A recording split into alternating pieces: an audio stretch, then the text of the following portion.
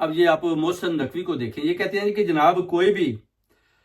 بھی آپ کسی آدمی کا بھی آپ نام لیتے ہیں، کسی بھی سیاسی پارٹی سے اس کا تعلق ہے، ایک ایس ایچ او کی مار ہے۔ یعنی آپ دیکھیں کہ یہ محسن نقوی صاحب فرما رہے ہیں جناب، ایک ایس ایچ او کی مار ہے، جدھر رول آف لا نہیں ہے، کوئی قانون نہیں ہے، آئین نہیں ہے، عدلیہ انصاف دینے کو تیار نہیں ہے،